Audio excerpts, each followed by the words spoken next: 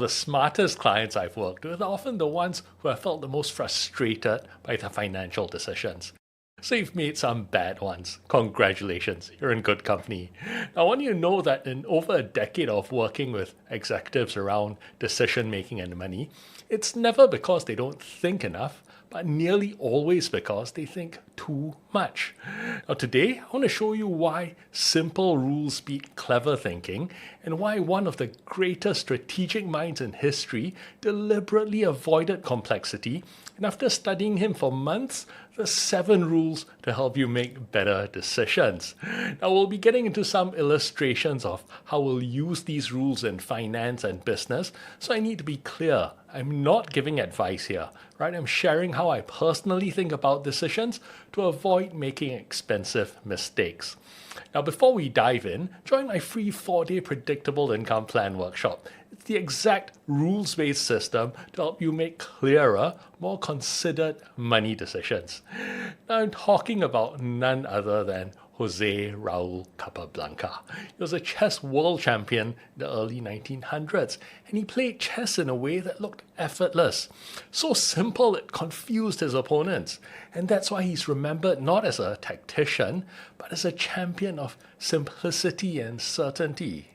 Now, I'm not a chess boffin, but I do study strategy and structure and decision making to create more certainty in outcomes, mastery not required, of course. Now, Capablanca once said, "I see only one move ahead, but it's always the correct one." Now, that sounds almost underwhelming. In a world obsessed with intelligence, speed, and thinking 10 steps ahead, this feels almost backwards. But that's the point. See, most mistakes aren't made because people think too little. They're made because people think too much, but without structure. And that leads to confusion, uncertainty, and second-guessing yourself. And smart people are especially vulnerable to this because we tend to overcomplicate. Capablanca didn't win by being flashy. He didn't try to show his brilliance or rely on clever tricks.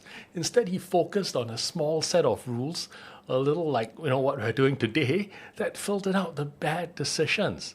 And that's the difference. See, rules aren't meant to constrain you, but they do make you safer. See, they provide the structure for good decisions. Now, intelligence without structure increases possibilities, and often that increases risk. Now, on the other hand, having rules can allow you to win without brilliance and stress, and these wins compound over time.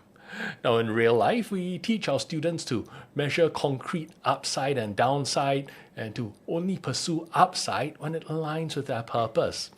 Now, just following this simple rule enables them to approach their wealth building in a way that they find fulfilling. And if you're nodding along, my free 4-day predictable income plan workshop walks you through how you can have personalized rules to help you filter out those bad money and business decisions so you can stop taking 1 step forward and 2 steps back in your wealth journey. Now, one of Capablanca's defining traits was stability first. Now, he would leave nothing exposed. Once his downside was taken care of, only then would he push for advantage. Now, in real life, this means securing base income before chasing upside, protecting downside before hunting returns, or creating more time and space for yourself and for your family before chasing growth ambitions. Now, one of the painful lessons I've seen over and over again is clever moves on a weak base, because that doesn't multiply success. See, instead it amplifies damage, because you're just not in a space where you can make the best decisions. Now, Capablanca often chose moves that looked, boring, right? Not impressive or exciting. And that's exactly why they worked. See, complexity is often ego trying to pretend to be intelligence. See, simple decisions don't eliminate upside, but they eliminate mistakes. For example, for finance beginners, this could mean index funds and not risky trades. For business beginners, this might mean starting a solopreneur business, selling what works and not chasing the next big idea. Now, Capablanca often looked for the least effective parts of his position and then he fixed it. And this is where real progress usually comes from. Not by adding more of the latest and greatest tactics, but by removing the bottlenecks and avoid losing money. If you're in the financial markets, that means not taking silly risks, thinking that you'll make it back. First, this breaks compounding. Second, recovering from losses requires more than what was lost. Now, let me give you an example. If you have $100 and you lose 50%, you're left with $50. Now, getting back to $100 now means you need to double that $50, which means 100% gain to recover from a 50% loss. Now, in business, fix the one expense that's draining your cash flow, or resolve the one decision that you keep avoiding. See point one, strengthen the weakest system before expanding anything else. Now, most breakthroughs are actually really boring, not the exciting stuff anyone wants to hear about. But I do, so let me know in the comments. What's the boring, weakest link you're going to fix? Let me support you through that. And like and subscribe for more content like this. Now, Capablanca didn't force wins. He waited. Now, don't get me wrong, he wasn't passive. He had a structure in place and rules to follow. But he was always patient and he let those rules play out.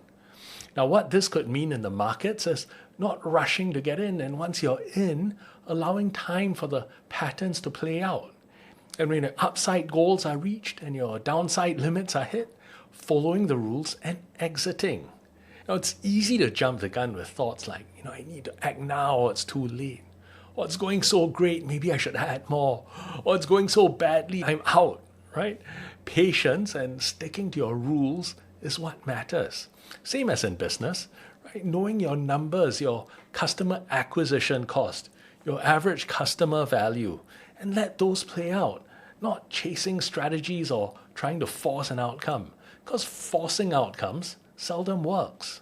Right? On the other hand, waiting with discipline allows your efforts to compound. See, money doesn't reward urgency. It rewards restraint, especially in the face of uncertainty.